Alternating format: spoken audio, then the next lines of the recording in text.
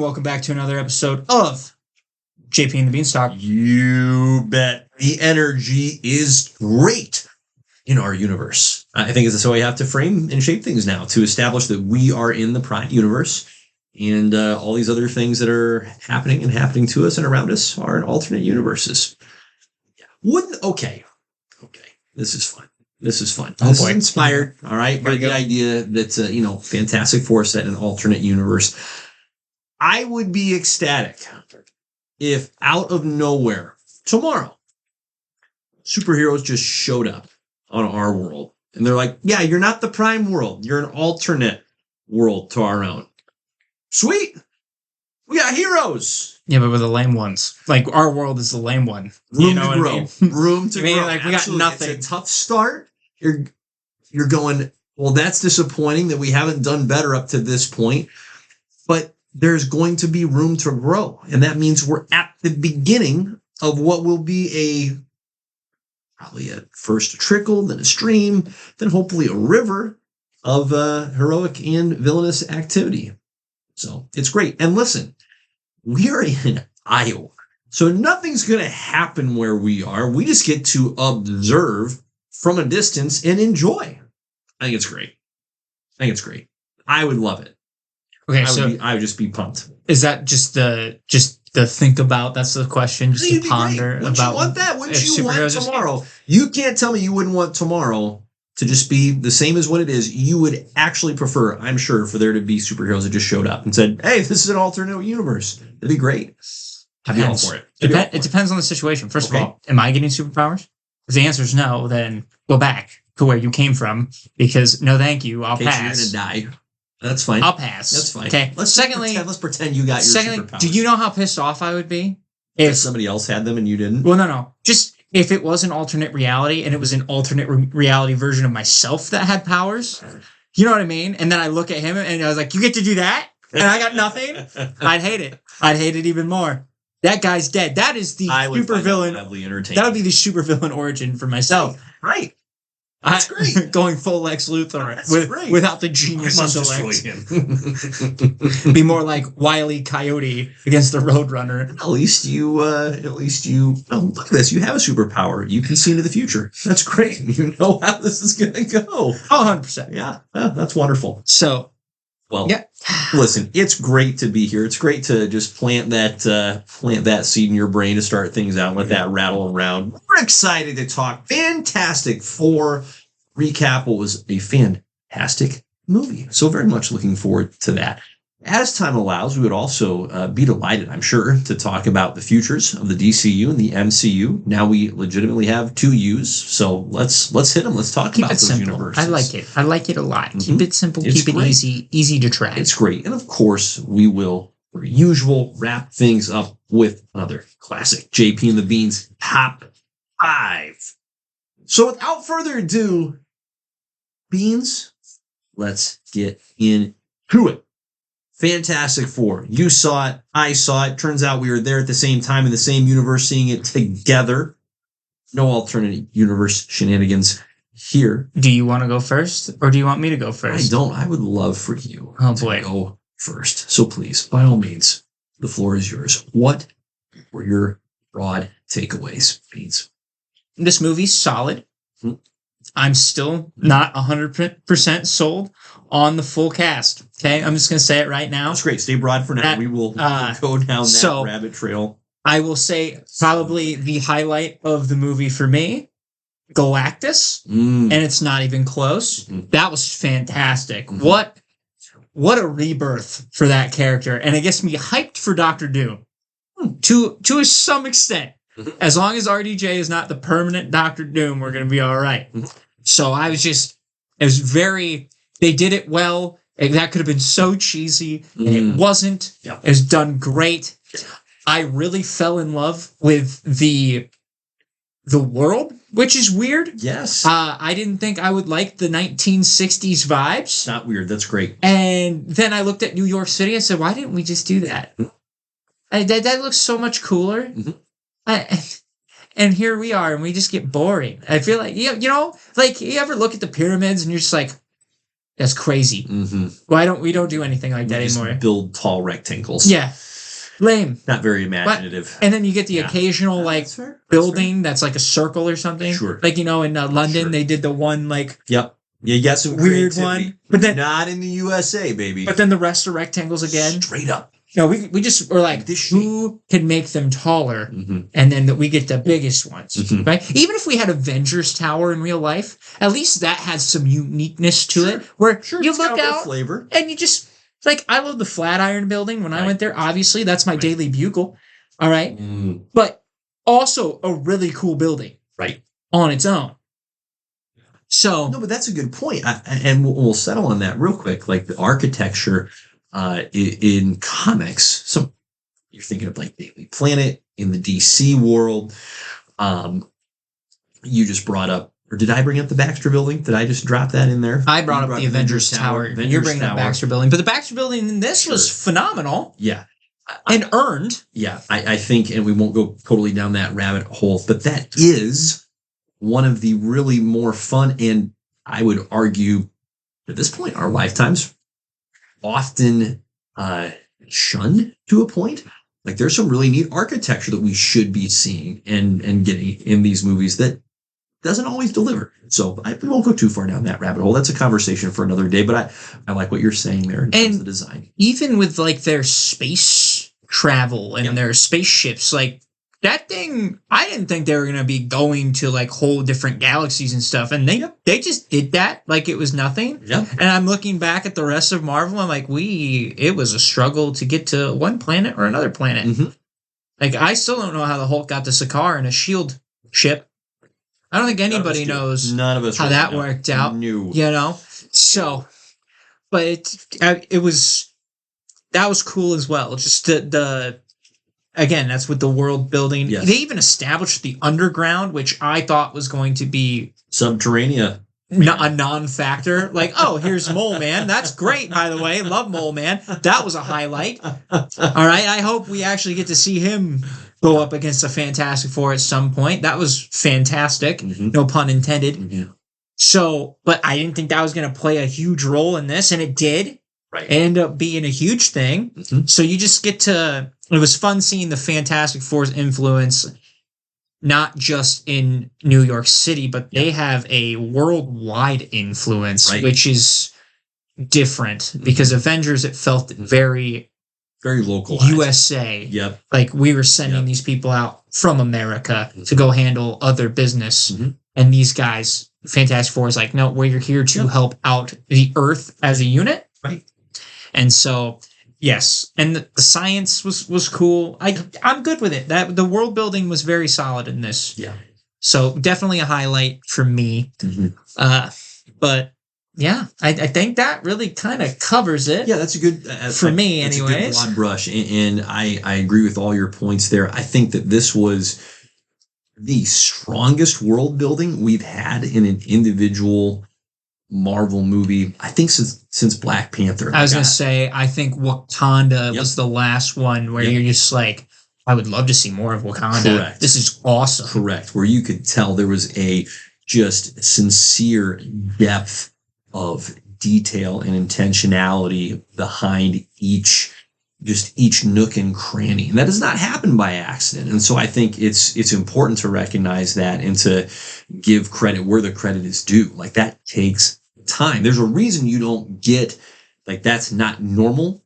That takes time to develop that level of granularity and that level of detail. But that is why I think Black Panther is such an apt comparison for a number of reasons, not the least of which is the design of the world, because you feel it, even though consciously you don't have the time because the story is progressing to like settle into a zone of the city and go, ooh, let's dive in here. You get to feel it's nonetheless has a very direct impact. And subconsciously, it just gets you into the world. It helps you as the audience member suspend your disbelief so that you can absorb everything else that the story is doing functionally and mechanically. And as it continues to push ahead, the more you feel integrated into the world, the deeper the emotional impact can be when those times come. So I thought that was absolutely absolutely outstanding. I really also appreciated, this is 2 for 2 now this summer with the most recent superhero movies we've seen. I can't quite give this credit to Thunderbolts, but with Superman and now the Fantastic Four, those were 2 very also individualistic scores that accompanied these movies. And I really appreciated that element of this movie as well. Again, that takes additional time, but it had its own unique theme. Like, we haven't had a Fantastic Four theme before, even in the prior iterations of these characters. I thought the score that accompanied Galactus was perfect. Like, it was big and it had just this like slight element of scariness to it, because he should be scary. So it's what a good score should be. The music reflects and represents what's happening on the screen. And so I thought that was just so outstanding. I'm so excited for us to talk about the cast together. It's going to be so much fun. I really enjoyed the cast. Now, I think without question, it works best as a function of, hey, this is a alternate, not prime universe version of the cast, because that's Pedro Pascal. Okay. 100%. That's not Reed Richards played by Pedro Pascal. That's Pedro Pascal, and we're calling him Reed Richards. Okay. Just from a design perspective, this is no shade or hate to Pedro. He's terrific. And I think I'm going to do that so much. I enjoyed him in the role, but that's the point I'm making, is this is an alternate representation of the characters. It's not bad. I personally enjoyed it. We'll get into it here very shortly. Before we get too deep into the nitty gritty, well, let's actually do it. Let's get into the nits and the goods. You really and the bads. backtracked there. Okay, let's get into it. What were items for you that were either particular highlights or particular, maybe not lowlights, but points of contention?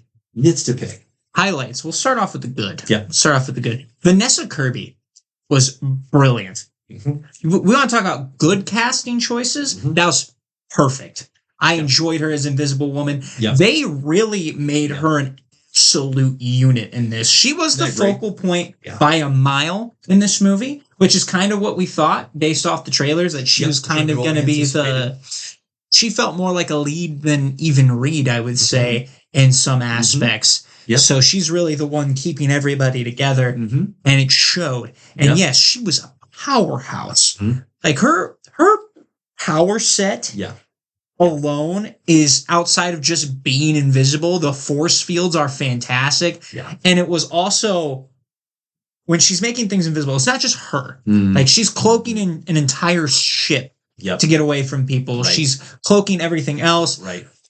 It threw me off when she did it, when she's like, hey, you want to see the baby? Right.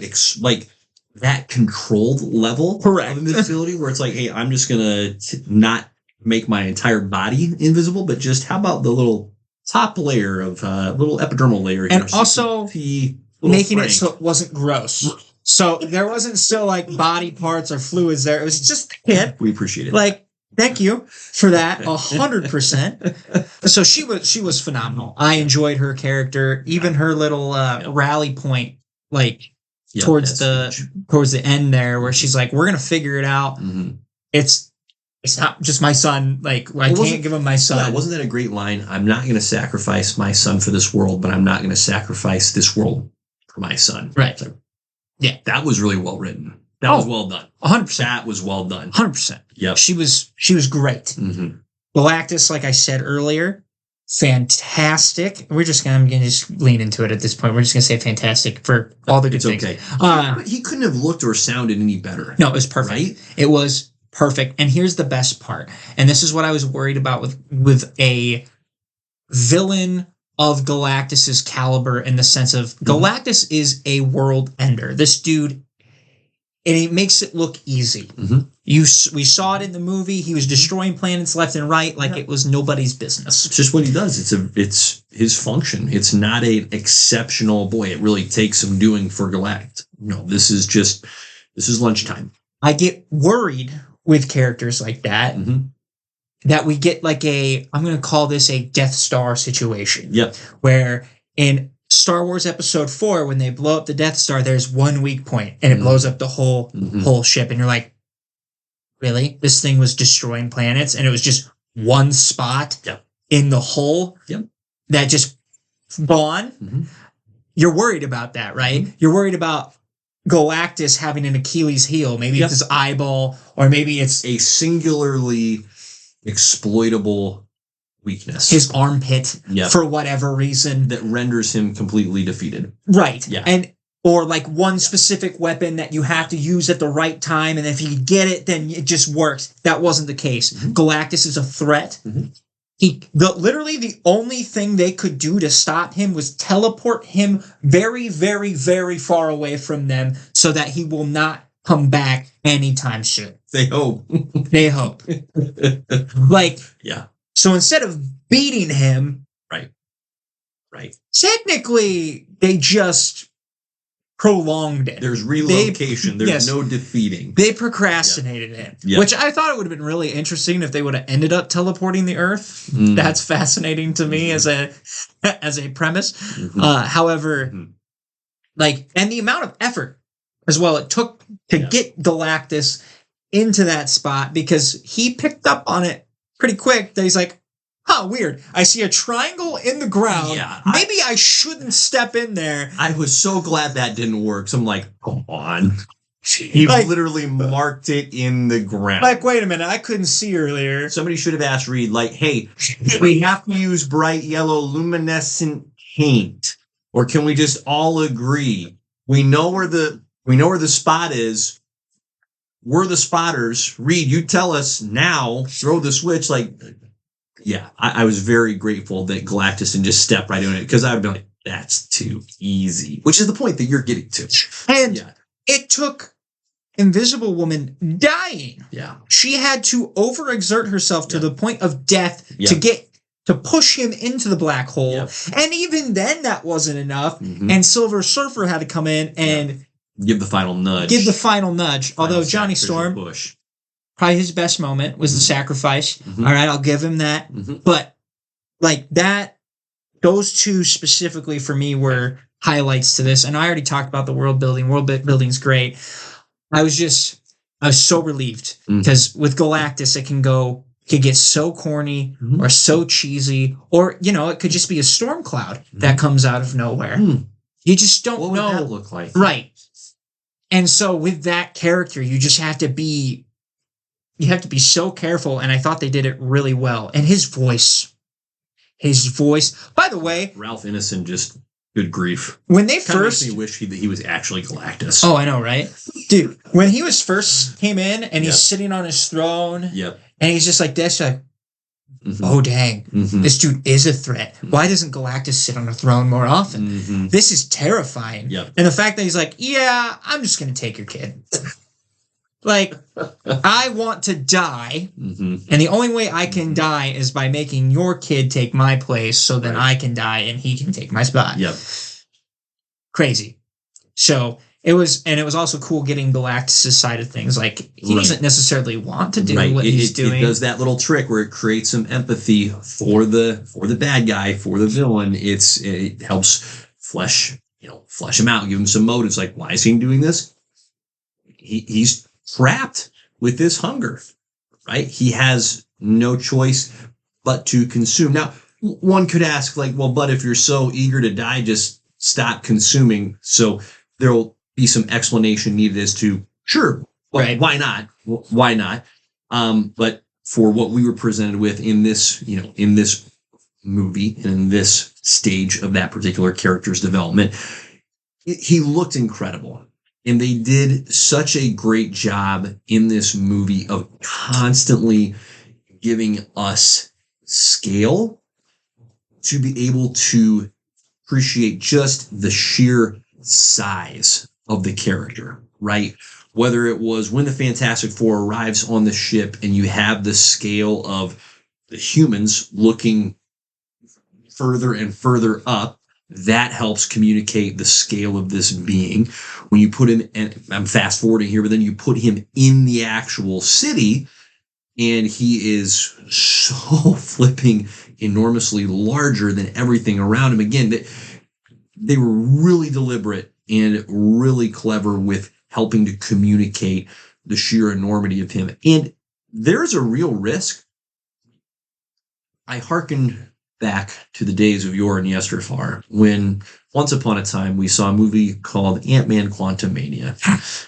That's just not where I thought this was going to go, but please continue. And we saw a version of the MODOK character that was literally the actor's face.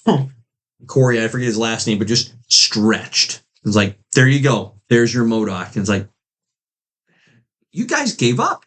You guys gave up from a CGI effort perspective.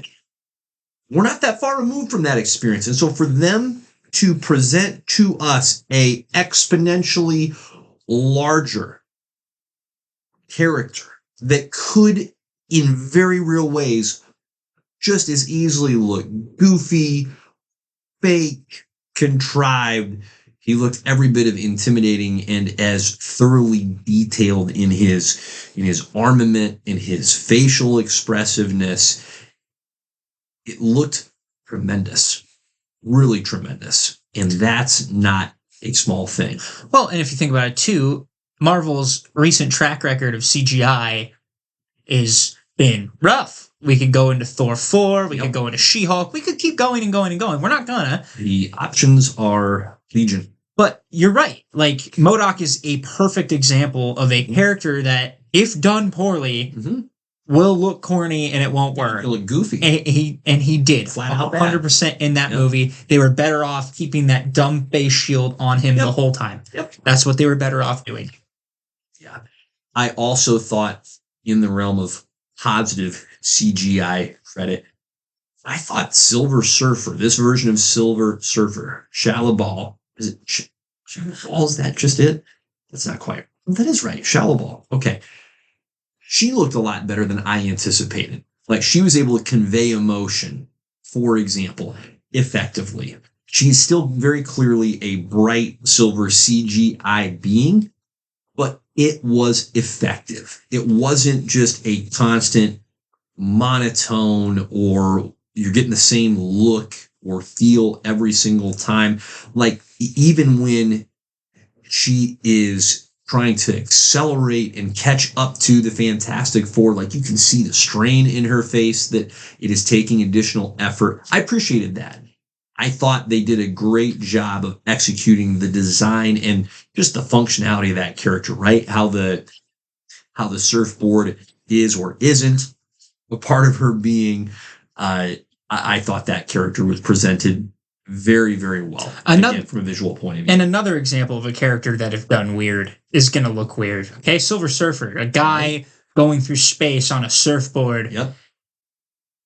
Surfers exist outside of Earth. If you think about it, like, where's his swim trunks? So, it could definitely get up there too. Right, and the concept it wasn't. is silly. The concept is truly ridiculous. But she did. It worked. It worked in this movie. Yep. So I was not disappointed by this interpretation of the Silver Surfer whatsoever. Yeah. So easy highlights there with easy, but nonetheless 2 thumbs up. So I don't mean easy to dismiss it. I also thought the Thing looked terrific. He did. Thing looked great. He looked fantastic. Thing looked great.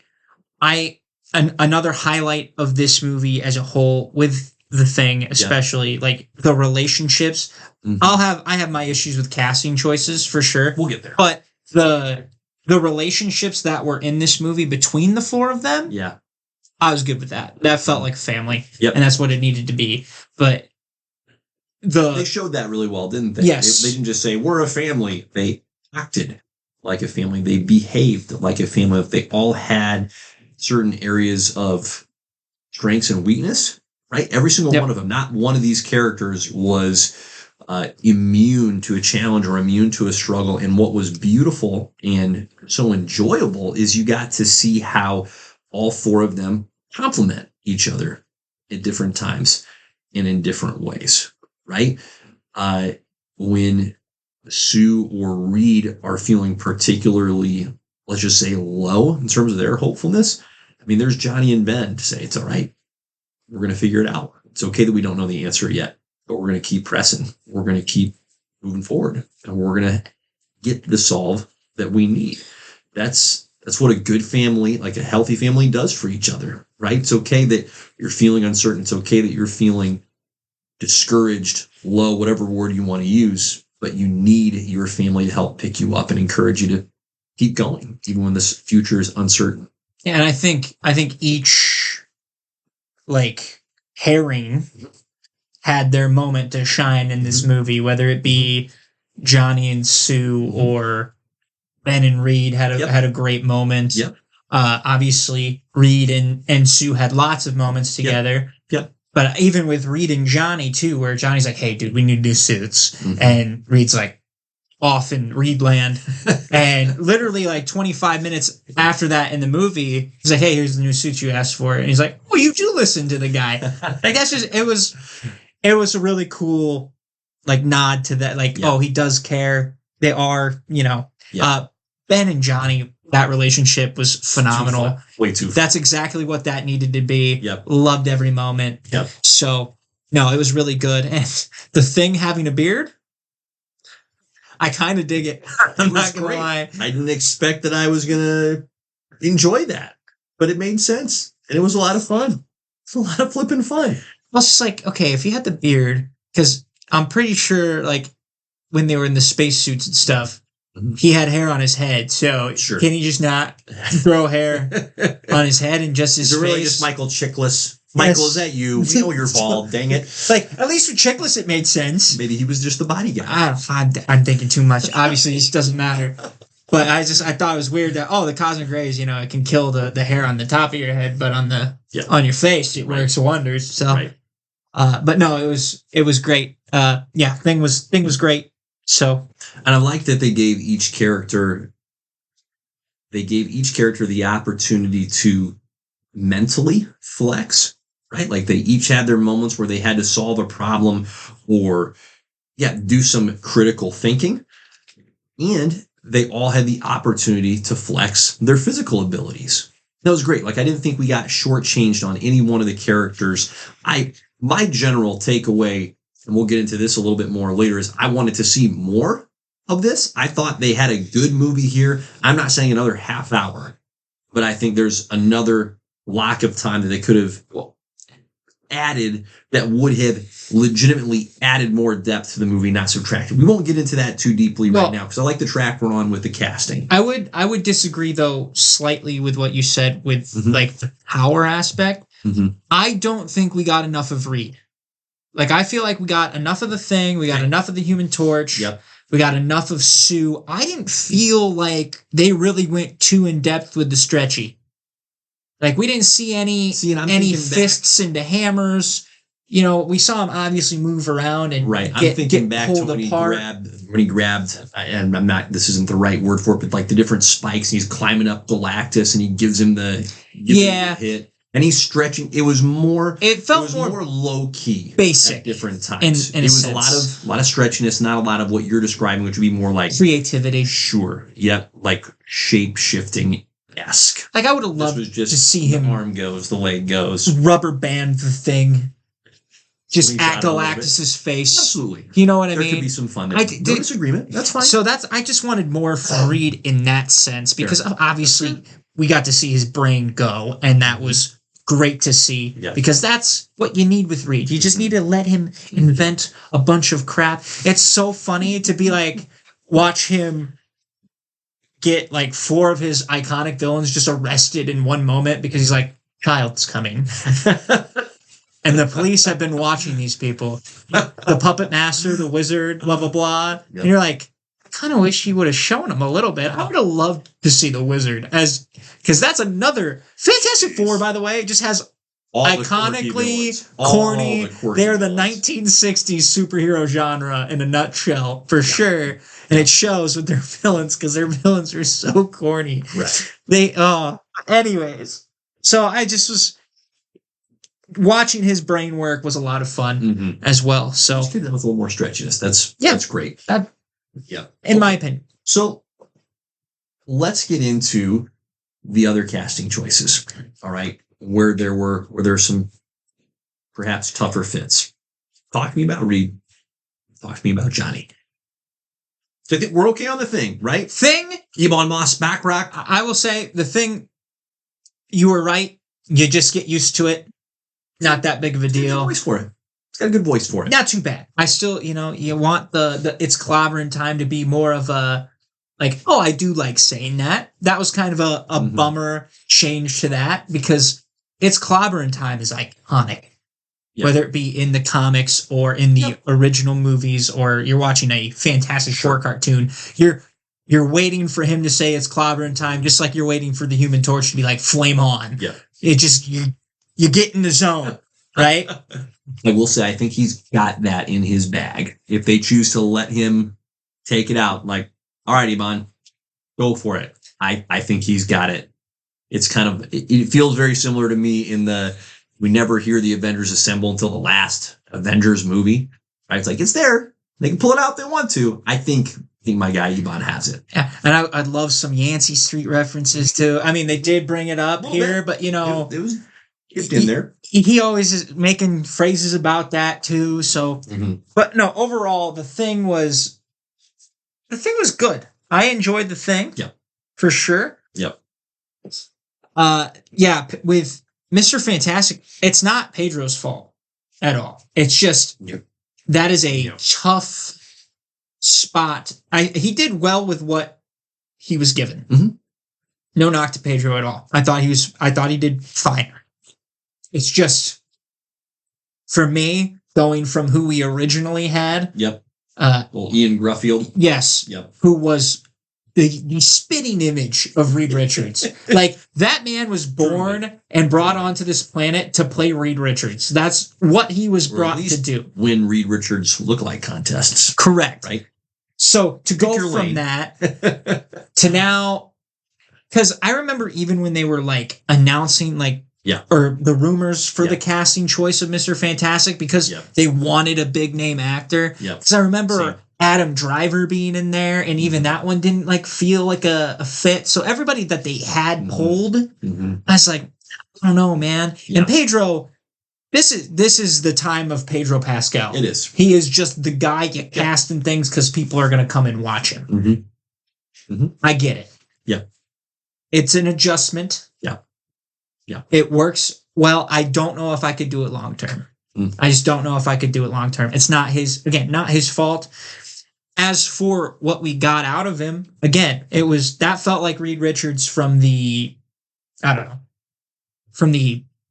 smartness side of things, the brilliance of Reed and and kind of how when he's on a technological escapade, how he's just in the zone, no one talked to him. He's just in his lab doing his thing. That is Reed to a core. Yep. So I need more from him, I think, and not in a sense of from this movie per se. I think I just need to see him with other people outside of this. Well, and I think what will help immensely in that regard is Pedro, one of the things that he does so well, and this is one of the marks of any great actor or actress, is they are able to draw out the best of their collaborators, right? Of the other actors and actresses around them. And I think giving Pedro a contemporary, and a peer or peers to operate in the same room with, I think that version of Reed Richards is really going to shine well. I think that's a strength of Pedro's.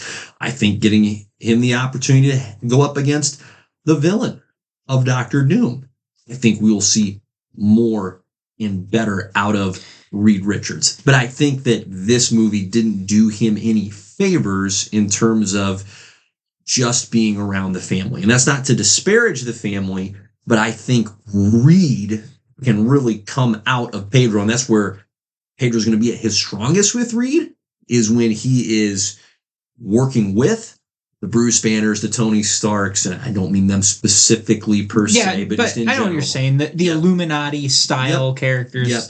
and combating with the primary villains. He just wasn't given that much of an opportunity in this movie. And if you think about it too, like all of his like solo time was just him working. Yep. Right. You don't get that. Yep. And maybe that's what it is for me. It's just the personality wasn't really allowed to shine. Correct. Because even when he was interacting with people in the family, he still felt very reserved. Yes. Like very kind of let Sue do the leading. It wasn't it didn't feel like more of like a team effort in that sense. This is a kind of a weird word for it. So it's not the perfect word, but he was almost like a timid Reed, where he wasn't fully confident in his abilities. And I don't think, again, I don't love the word timid there, so I'll have to ponder what would be a better word choice. But there was a real and intentional scaling back of what we often see with Reed Richards in the comics, which is, I know what I should do, and I'm just going to do it. And I'm sorry if you don't understand, but I'm also not sorry enough to not do it.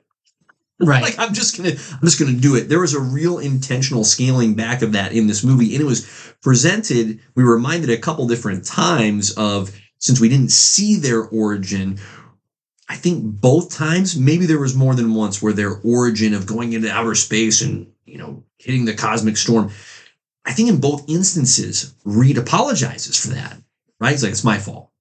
My fault. And so he's feeling the weight of the transformation that has happened, right? He sees Ben and he goes, well, that's not fair. Right? He's terrified of what his and Sue's baby is going to become, because he's like, no one's done this. No one's had powers and had kids, so we don't know what's going to happen, right? He's running, he's putting Sue and Franklin through the gamut of tests to try and get ahead of any, for lack of a better word, like oddity or uniqueness that's going to come. Like, so it's just a very, it just feels like he hasn't quite processed what has happened to them. Like, and what's weird about that is everybody else in the group, Ben's not going, boy, I got the raw end of the deal, at least not at any point in this movie. He had like the subtle, like he walked by a store window, and he's like, oh, there's my original face. Sure. It's that. But it was never vocalized. Yep. Which is very different as well. It was very beneath the surface. Johnny's fine. Sue's fine. So it was Reed really bearing any kind of past burden that he's carrying into this present story. It's a choice. The choice. Yeah. So I'm looking forward to seeing Pedro get around others. Maybe it's just we need the confidence. Maybe he just needs to be in his zone with other people that are on his intellectual level, and he can just, I think that's a piece of it, go to work. And I think not having Doom across from him, or at least somewhat present, because I will say one of the most enjoyable interactions in this, for the 30 seconds that we got it, was Mr. Fantastic Mole Man. That was hilarious. Like, that was the most personality we got out of Reed, because I thought Reed was just going to punch him. Yes. And I was like, do it. That was awesome. So, to just... Yeah. I need more of that. Totally agree. So, he definitely needed that villain to pull that out, and Galactus is not that type of villain, because he is, again, he's a world ender. He's not like, I'm trying to rule the planet, I actually hate you, that's why I'm doing this. This is just something that he is doing as a functionality. It's essentially trying to stop a meteor from hitting Earth, but this is 10 times worse, clearly. So, I'm hoping we get that more. And he can do it. There's little bursts that we saw there. So that's a great example of it. Great example. He's got potential. Yeah. So, no doubt. All right, let's talk a little about Johnny as portrayed by my guy, Joseph Quinn. Look, this is not my Johnny Storm. This is not my Johnny Storm. I can't do it. I can't get behind it. I don't get it. All right? Is it all the look? No, it's not just all the look. It's not all the look. It's also the personality. Okay? Fascinating. They made him too likable in this. So if you look at Chris Evans, so far, my favorite Human Torch by a mile. Okay, now I haven't seen Michael B. Jordan's Human Torch, but I think he was fighting an uphill battle already. Yep. not his fault. Nope. Okay, but at least both very good-looking dudes. All right. Oh, A+. Like, okay, A+. you nailed that. I don't get it with this guy. I don't get it. If that's some people's, okay, we won't get too much on that. He's, No, and he's I not a understand. bad-looking dude either. Okay, don't hear me like. I've given you crap for this prior to potting, but I totally understand where you're coming from the look perspective, because those two gentlemen that you just named, Michael B. Jordan and Chris Evans, they can be male models if they want to, right? Like, they are outstanding looking dudes. Joseph Quinn, I was having this conversation with my wife because I'm like, Riley and I are going back and forth on this. I'd love to get your take on this. And she, I think, encapsulated what was going on really well. She said, if that guy, Joseph Quinn, like, you go to the farmer's market in Ames and he's walking down the road, you go, good looking dude. It's like, sure. Okay. But you put him next to Chris Evans, Michael B. Jordan. That's not even close. Like, that's great. See, and so I look at it. Totally agree. I look at it this way. You've been dating a girl for a year. Okay. This is going to be a journey. You've been dating this girl for a year. Sure. Chris Evans comes up. Yeah. It's like, that's my girl now. She leaves you for him. Mm-hmm. I get it. And you get it. Hey, I get it. Yeah. She leaves me for that guy? Bro, I'm contemplating my life in a mirror. Again, I'm not saying he's a bad looking dude, but like. That's great. That's great. I love it. His personality must rock compared to mine. And maybe I'm just an asshole. That's possible. Okay. The good news is you have not yet had to endure that particular hypothetical situation. So thank God. We won't ask you to for the sake. We don't get that far. No. So, but the other thing was, the Human Torch is a douchebag. He is a douchebag. He just, from every, like, he's a lovable asshole. And it works in the sense of, I look at him as like, you know how in hockey you have the goon essentially half their job. He's on your team, right? But you don't necessarily go, why I want to be like that guy. Also, but half of his job is to get into the enemy's head. Sure. Like that, he's a chirper. Sure. He's going to be talking. Yep. He's going to say things that just piss you off. That's why him and Ben bicker so much, because he just purposely pisses Ben off because he's bored, all right? I'm not saying he's a terrible human being altogether, but he's a bit of a doucher. And this interpreted self-centered? Yeah, a little bit. Is that the not more accurate? Is that like the primary element of his flavor of douchiness that we're drawing out here, where it's like, hey, he's just thinking of himself always. And you didn't really get that. And obviously Johnny still loves his family. I think he was willing to make that sacrifice there. I think any other version of Johnny Storm would have done that too. Sure. So again, I'm not saying that Johnny's just supposed to be a bad guy that we just like. Yeah. That's not what I'm saying. Yeah. But there should be moments where Johnny speaks where you just want to punch him in the face.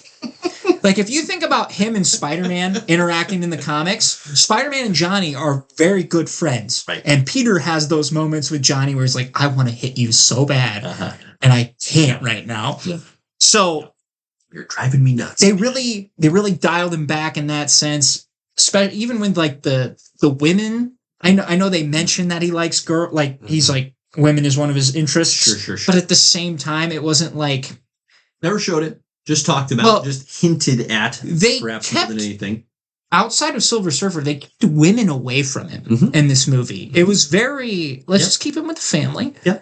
Let's not see what he's like with that quite yet. Yeah. And so I'm just like if you think of the original movies, that dude is out there being like, dude, I'm the Human Torch. Like, watch what I can do. Just lighting things on fire. You think that's pretty cool? That's the coolest thing you've ever seen, right? Pretty sexy, huh? Like, the other hand. Right.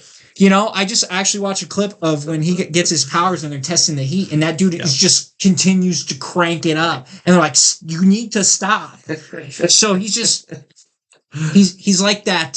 He's just got those jock vibes a little bit too, where he's just wanting to test the waters and keep going. And that wasn't present. I don't feel like that. No, it wasn't. It wasn't there. Now, how smart is Johnny in the comics? Because is he going to deduce an alien language in the comics? because it's not that I'm glad that they gave Johnny something to do. Yeah. However, I'm like, I don't know You if found that a little bit hard to believe. I'm just not used to seeing that from Johnny Storm. Sure. I'm used to I'm used to that being Reed. Sure. Right? Obviously, Ben has the pilot capabilities. He's the one flying the spaceship. Mm-hmm. Sue, I would love to be able to. I don't know her exact background. I'm assuming it's science related in some sense. Yeah, but they rarely have her flex in a what I'm going to call an academic sense. For Sue, and they portrayed this really well in this iteration of the character, it is more in the social sense as far as finding a way to create harmony amongst disparate groups. She's right? the mouthpiece. Nations. So where she was presented in this movie as mouthpiece is a good word for it, but as a peacemaker, right? Amongst countries, amongst nations, amongst people groups, that is her particular gifting where she's exceptional. Like Reed can't do that. Ben can't do that. Johnny can't do that, but Sue can create that unity. That is presented often in the comics with great effectiveness as well. So, yeah, to circle back to the Johnny piece, I genuinely can't think of a tangible example where Johnny is flexing the old brain piece going, hey, look what I did.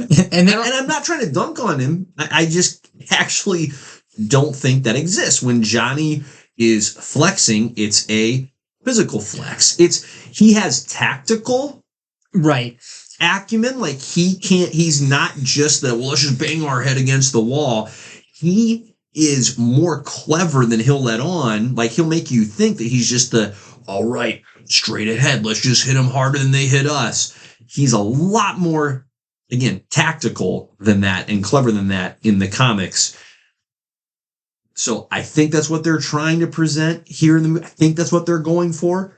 But I'm with you in that while I enjoyed it for the surprise that it presented, I also thought this is a stretch. It seemed like a reach. It was a stretch. And again, I'm okay. It worked. Yep.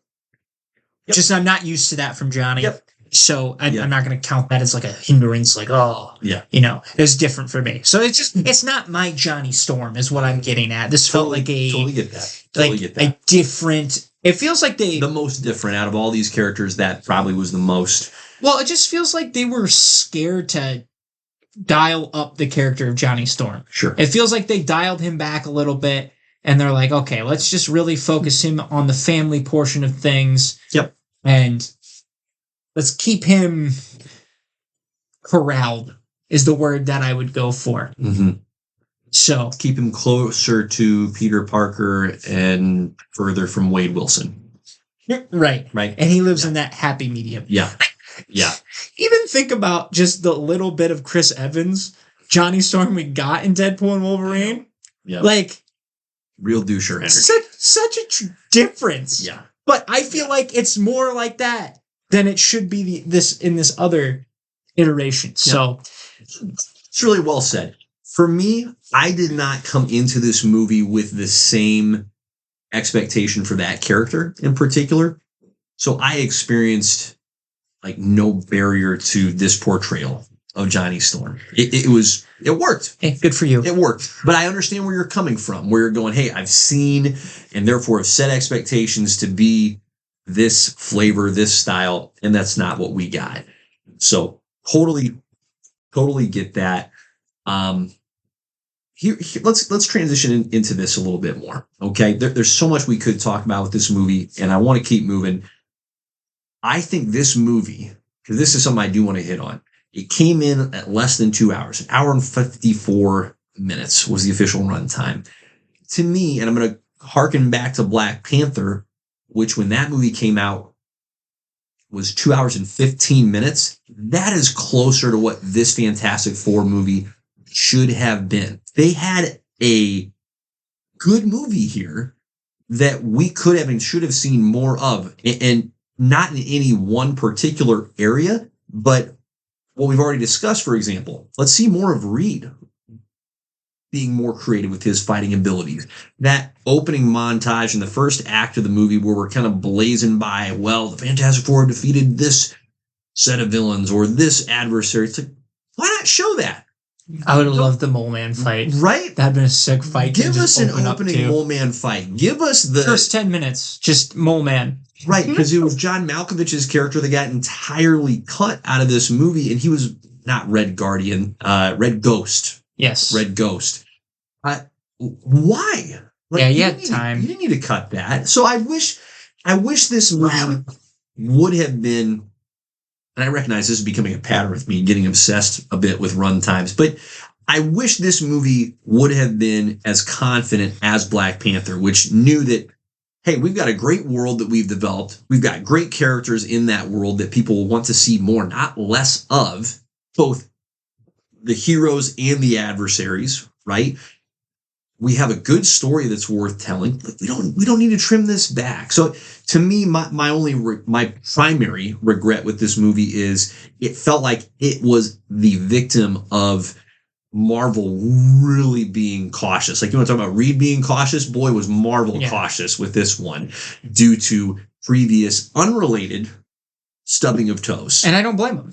Yep. So I get it, and I still am frustrated by that. It's like, I wish that Marvel still was able to recognize, like, you got a good thing here. Show more of that. Yeah. Well, and also, I wish Victor would have gotten a mention. They stayed very far away from Doom here. Very far away until, obviously, the end credit scene where Doom comes into play. Yeah, we haven't talked about that yet. We were really surprised at how self-contained this movie was. And what version of Doom, right? We don't know if it's this world or if it's RDJ from a different world or who knows. They obviously made his presence known to be absent. Absent. Absent. Yep. There we go. Yep. I found it. Okay. We got there. So, because they even highlight it in the League of Nations, essentially, or whatever you call that. Yeah, whatever and he that wasn't, global body of nations. Right. Latveria's not there. Yep. Knowing Doom in the comics, you know this guy was probably planning something to help solve this Galactus problem on his own. Yep. So, and with how important he is to just the Fantastic Four lore in general, I'm surprised we didn't get like when they're showing the clips of them going into space, they didn't need to have the actor casted. They could have had something off screen where they're like, Victor, what do you think about this? Blah, blah, blah. We got literally no mention of Doom whatsoever. The show is back always, right? Just like we got in the credits scene. Or just, even like a cut to him on the throne, watching like on the TV that the Fantastic Four just barely pulled it out. Yeah. You know, you have options. And for a guy like Doom, that dude's always up to something. Yeah. He's always up to something. So again, I'm glad like he wasn't a focal point as a villain because, I mean, you look at all the other Fantastic Four movies, they only cared about Doctor Doom. Even when Galactus came into play, it was still, the focus got returned onto Doom. Yeah. I didn't need that, but just... You could have had him on screen. Well, not... I mean, you could have had him involved for like 5 minutes, if that. But just like referencing the guy.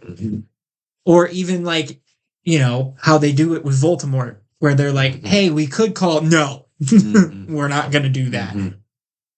Because I would have enjoyed with this movie building up the importance of Doom as a villain. Yep. Because, I mean, this is the guy that's going to be the main villain, supposedly, of the next 2 Avengers movies. Yeah. I think it's just really hard. It's hard to do that and have it not be a distraction. Like, as soon as you mentioned this with the previous Fantastic Four Silver Surfer movie, as soon as you bring Doom into the fold, it's just going to be a gravitational pull, right? But I do think they could have stayed self-contained and provided more than what they did. I don't know if we could have gotten a full 5 or 10 minutes without it being like, if I see that, I'm going to go, I want more. Like, give me more. That's going to be my response anyway. But can you drop more hints to Latveria? Can you at least give reference to, like you said, I love the Voldemort comparison. What about Victor? Nope. Not called. Like that. That's it. And then it's not a distraction. You're moving on. Yeah, because you can't tell me You've done a Victor's little bit of world building there. can't tell me Victor's not interested in that character. Or even talking like, what about when Reed Richards is attempting to solve the teleportation challenge with the bridge? And can he not make a reference there to, not even Victor has solved this yet, or I have to solve this before Victor solves it? Or just even like there's this in the background, like, doesn't have to become the forefront of the story, but there is a arms race, so to speak, between Reed and Victor trying to stay ahead of each other with their technological advancements. or even like him looking at the map and noticing Latveria actually built the portal thing and being like, Sure. they did? And then just being dumb. Like, he agreed? Yeah. Interesting. Right. We got Right. nothing. Yep. No, I don't disagree there. So again, overall, this was a really solid movie. I think that it's one of the best things you can say about a movie, right? When you say, I wish there was more. It's like, that's a good compliment to pay. Overall, I will also like that it stayed self-contained. I agree. There has been a lack of that, and that is what the best comics do. It's what the best stories do. It's what the best movies do, is they make the focus on the story they're telling you right there, not referencing the past, not telling you to get excited about the future. We're building to something, guys. It's going to be incredible. It's like, you have to stay in the present and present something that is worthwhile, strong, and cohesive. And this movie did that. And so I'm so glad that Galactus isn't dead, right? They didn't kill off the villain either. They killed off 0 villains. They killed off 0 villains. They built characters. They built a world. They didn't No destroy the TVA. world. Right, no TVA. Like, that's good. I was certain that the TVA was going to be involved in this movie. But like, we thought the world was going to blow up and die, Right. and it didn't. Right. So I am delighted that we did not get an ending of this particular world. We didn't bring the TVA into it. Not that that wouldn't have been fun, but I'm happier with this particular outcome. So overall, really solid, really strong. And we mentioned this on the previous pod. Marvel had to get this one right. Right. They had 100%. to. Not because they're not going to make what they're already in the middle of making, but here's my, this is a potentially zestier hot take. If this movie didn't work, whatever Marvel is attempting with Endgame, they could have easily said, not Endgame, I'm sorry, I've said it like 3 times now. They all blend together at this point. Doomsday. It's Doomsday and then Secret Wars. Sorry, Doomsday and then Secret Wars. I was following you. Yeah, thank you for tracking with I was just like, he's talking about the next Avengers movie. The next movie. God's sake, somebody help him. They could really easily say, well, we're just going to kind of alter the script and we're just going to be done here. Or we're going to take it in a very different direction. We can't really incorporate the Fantastic Four because that movie sucked.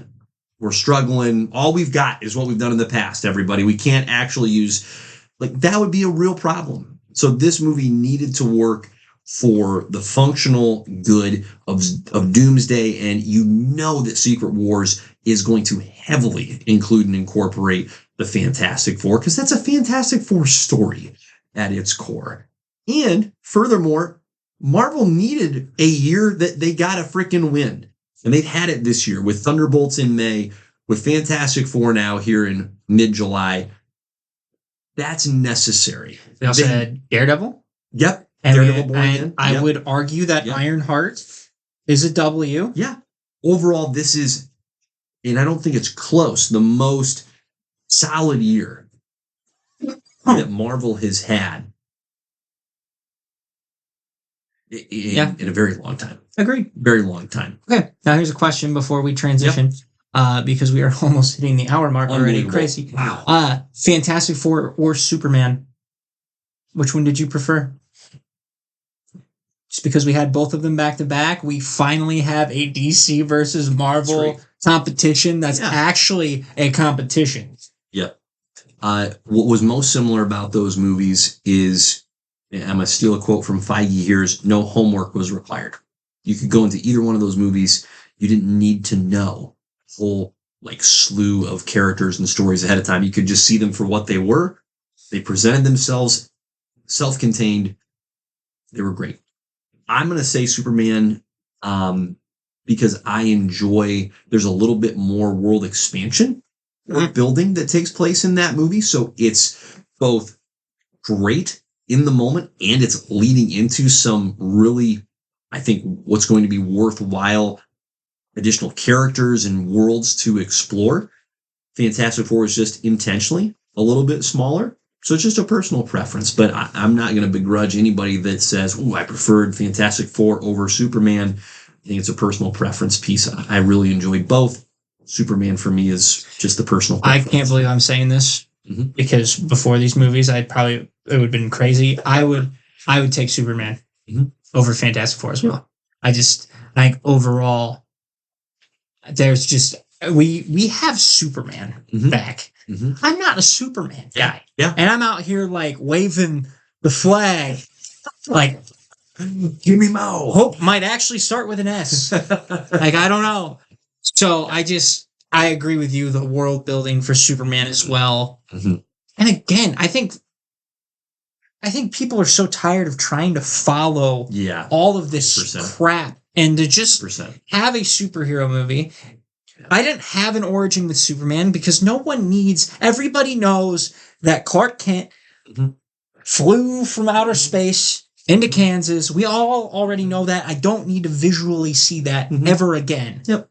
And so to not have that and just establish him 3 years in, fantastic. Yeah. So I would take or Fantastic Four. Yeah. And what a great question. What a great problem to have. As you said, we've got absolutely actual the fact that we can have that argument and both answers not be wrong. It's a great dialogue. Like to have. I'm not going to knock you for putting Fantastic Four over Superman if that's your choice. Correct. That's great.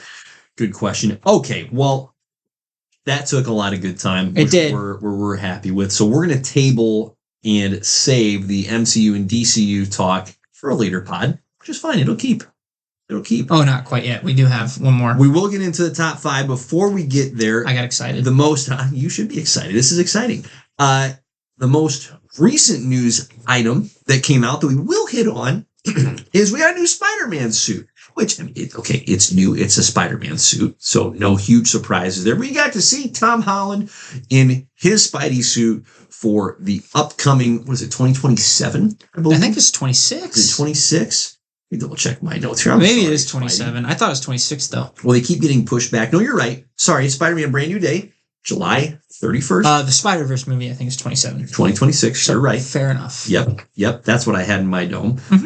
So we're a year out from seeing Tom Holland reprise his role as Peter Parker. I love how the Spider-Man movies just get announced on their own time. They're like, hey, you know what? Spider-Man movie right here. And you're like, wait a minute. Just that. Wait a minute. You had a whole plan. And then all of a sudden, there's Spider-Man? Every time. They're a bad friend. They're a bad friend. So there's that new suit reveal. We have had confirmation of 3 really critical characters that will be included in this movie. Punisher. Love it.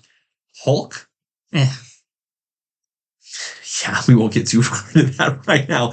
And Scorpion. I love it. 2 of those 3 make sense. Scorpion, perfect. Yep. Give me a new Spider-Man villain we haven't seen on screen. That's got potential to be really, really cool. Yep. I do enjoy that this suit feels more classic. We're getting into just the cloth. We're not getting into the tech suits anymore. Those are gone. We're getting classic Spider-Man. It's great. And I'm all for it. It's great. Stop putting the Hulk in other people's movies. And most importantly, stop having the Hulk fight the good guys. Especially when it doesn't make sense. It doesn't make sense. Why is he in a Spider-Man movie? Nope. You know what? Nope. Punisher? Bruce Banner? Okay. Sure. Bruce is a nerd. Peter's a nerd. Yeah. Okay. Fair. But if he's going to friggin' Hulk out, Spider-Man and the Hulk are not fighting. That's dumb. Well, it's also just and I don't want to see him Hulk out if he's going to be Professor Hulk. Also correct. So I Also just would correct. rather not see him Yep. until Avengers. Yep. Personally. Yep. Again, like I told you, the only thing I want the Hulk for is if he does go savage, I want to see Frank Castle hit him with a bazooka. That's all I really care about fine. at that point. Sure. Just let Frank unload an entire army's worth of arsenal on the guy and just Yep. not have it do anything. Yep. Yeah, I'm good with the Punisher being in this because I think that dynamic between him and Peter would be really fascinating, Uh-huh. especially because they are still Agreed. both Agreed. streets of New York Yep. heroes. Yep. Heroes. Right. But the Hulk just feels out of place here.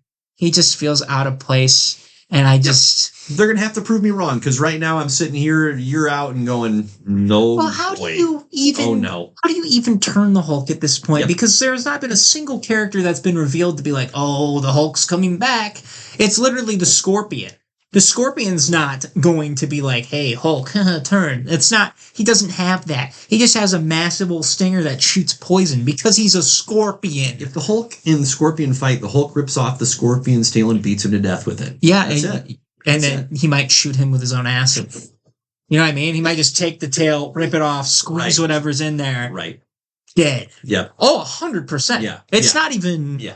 not even close. That's a short fight. Oh. However, yeah, I don't know. I don't know. No, Yeah. it's a bad choice. We'll Yep. see what they do with it. Yep. Maybe our minds will change. Maybe it's just like a hey, we need you for the Avengers, and Peter being like, no, go away. One can only hope. So with that in mind, we will now transition into this pod's classic JP and the Beans top 5, and we are picking our top 5 Spidey suits from the comics. In honor of the new suit, In which honor. by the way, Indeed. I want to say the new suit, that's a clean suit. Mhm. That looks like I told you and Soul and Dylan, I was like, it feels like it's a mix of the Toby and the Andrew a little bit. Yeah. Like the logo looks more like towards that. I'm all for it, because the little spider, he's all grown up. It's a Yeah. big spider now. Look at it. Yeah, it's a good look. So It's a good I'm look. super I excited. totally agree with your take. It's a blend in a good way. Yeah, totally agree. Okay, so top 5 Spidey suits, little parameters here. So this isn't just Peter Parker. There will be a lot of Peter Parker in here, of course, but these are just our top 5 Spider-Man suits overall across the Spidey realm. Beans, without further ado, By the way, there's so many. there are so many. There's a ridiculous amount of Spider-Man suits. And do you want to know? to choose from? Do you want to know why? Lot to choose from. Do you want to know why there's so many? Because it makes a lot of money. Every time they change that suit, they're like, oh, money. Mhm. This is cool. Some of them are not cool, but some of them are. Most of them are. Yeah, pretty hard to mess up. So without further ado, Beans, you go first. My number 5, this might feel like a low number for this. I think it's inevitable. I have the Iron Spider from the comics. All right, I'm talking about the red and gold. We got the 3 arms. This is a suit that showed up in Civil War because Spider-Man teamed up with Tony until halfway Tony's like, through. I'd love to partner up with you. Let me Yeah. give you a suit that doesn't have any blue. It's just mine. It's just Yeah. my colors. I'm sorry that happened. Classic Tony move. It's like, oh, did I design that way? It's kind of like Iron Man as a spider. It reminds me Unbelievable. of this- So on brand. It reminds me of this comic panel where it's Tony talking to Miles and be like, "Who made your web shooters? We can upgrade that." And Peter's in the back, just be like, "I'm gonna kick his ass." Pretty much. He just starts talking back. He's like, Yep. "Those work great." They just start arguing about it, Those are And then- an upgrade. They're fantastic. and they legitimately get in a fight over it. But it just. This is like the first time you get the mechanical Yes. arms to come out. And I remember, there's a very iconic Mhm. cover Yep. for that Spider-Man suit Right. where he's in the webbing. Right. He's got Cap's shield, I think. Yeah. It's phenomenal. It's a The, really cool look. the red and gold surprisingly It look good. looks really Yeah. well. Yeah, I'm dunking on Tony here, but it does look good, which is the frustrating part. And it's fun to watch fly around Yeah. for sure. So I got the original Iron Spider at number 5. And that's pretty incredible because that was also my number 5. Wow, look at Yeah, that. that was my number 5. The legs coming out of the back, super fun. And that was really enjoyable to get that dynamic in the movies, right? Like when they first pop out and he latches on, it's like, ooh, well, that's neat. Yeah, that's really fun. So it's a great look both in the comics and, of course, in the movies. But the red and gold, again, Tony, you Richard, like you did that on purpose. That wasn't, you didn't even try. And yes, it looked good. Dang it. But you rascal. My number 4 is Clone Spidey Ben Riley. We talking the hoodie? We're talking the hoodie. Yeah, that's Yeah. classic. Yeah. That's my number 4. Listen, really appreciate this until now. Ben Riley was the first one to do what is now a very popular gym look, where it's the hoodie without the sleeves.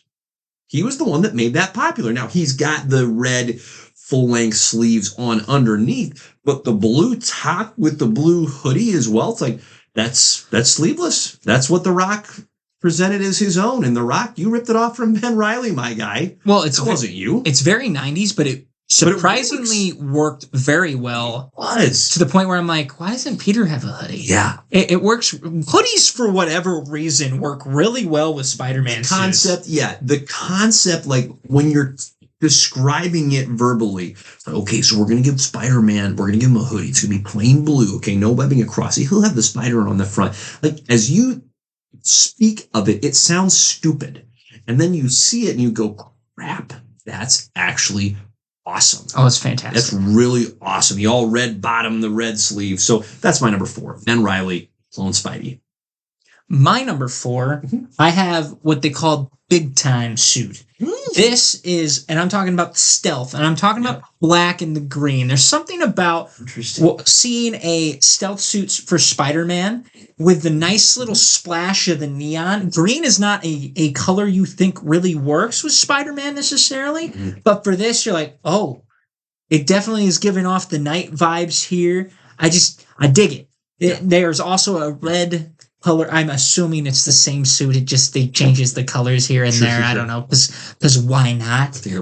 I prefer the green. So it's just it's a very unique suit in its own right. Yep. So I have the big time. That's great. At number 3 or at number 4. Indeed. My number 3 is the Future Foundation suit. We talked about the green being an odd fit. There is something about black and white that just works wonders for Spider-Man. Yep. You know, he's got a little bit more seriousness to him when he's going for the basic, or for basic colors isn't what I want, but the very... No, the base colors. Yes. Yeah. That suit is so clean. When he's working with the Fantastic Four, he takes Johnny's spot because Johnny's presumed dead at the time. And to have him alongside those 3... It just looks so good, and he looks like he just belongs in there. And it's not like they just rehashed the Fantastic Four. They kind of went through they went by Future Foundation, I feel like, more than anything, probably during that time. Again, I didn't read that run, so I can't confirm. No, you're right. It was all very driven by Sue. As she was mourning the loss of her brother, she wanted as part of that mourning process, a really strong rebranding. But it was Johnny who had directly asked for Peter to take his spot if he ever died. He's like, if I ever go, don't leave my spot empty. Hit up Peter. Tell him he needs to join the crew. Pretty cool. Pretty sweet. It is pretty cool. And it looks fantastic. Oh, yeah. No, he just fits. He fits perfectly.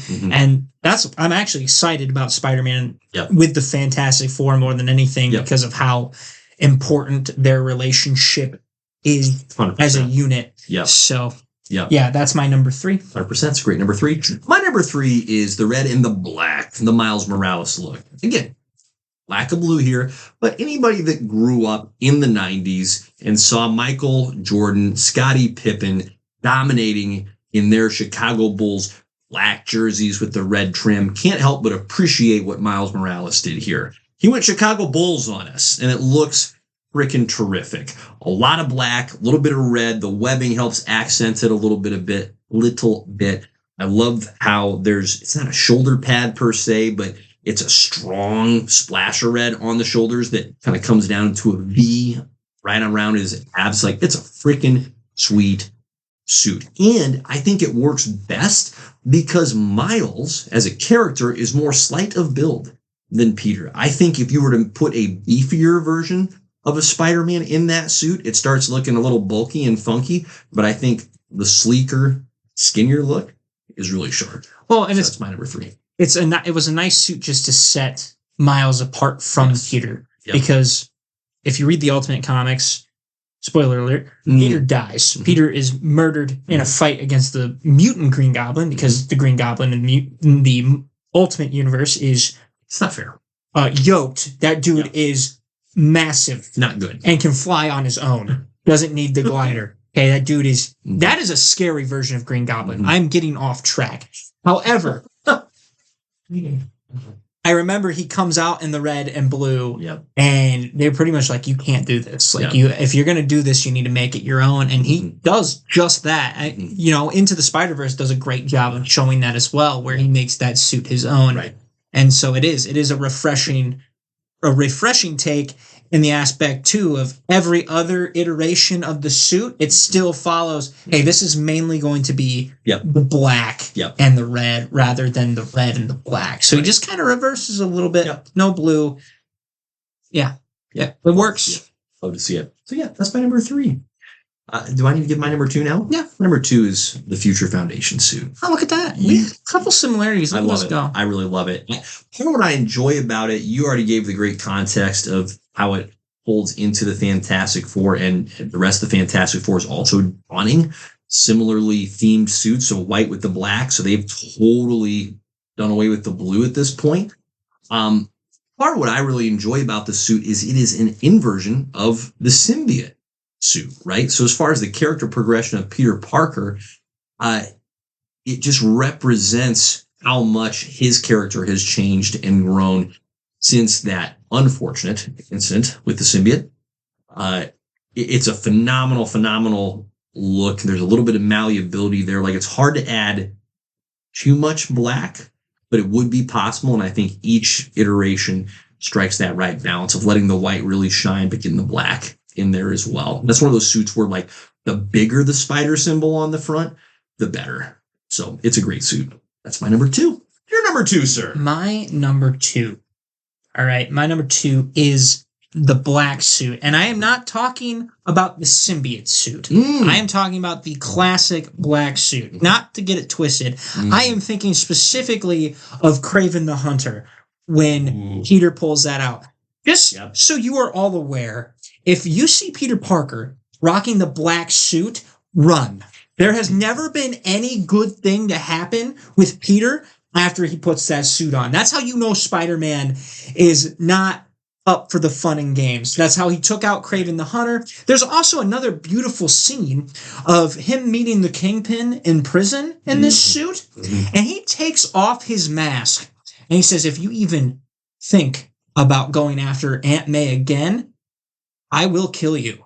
And this is after he beat the living daylights out of Kingpin like it was nothing. And it just goes to show you how much Peter Parker holds back in fights. So you don't want to piss off Spider-Man whatsoever. Don't take the eye off. And so it's just this, whenever you see it, you're like, oh, something bad's going to happen here. So I just love love that part of it as well going into it. Love it. So that's my number 2. That's great. Number 2. Your number 1. My number 1. This is my favorite Spider-Man suit all time. I wish he used it more often. It is the Spider Armor Mark III.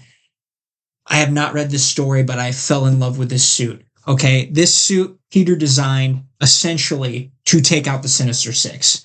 This is what this suit was made for.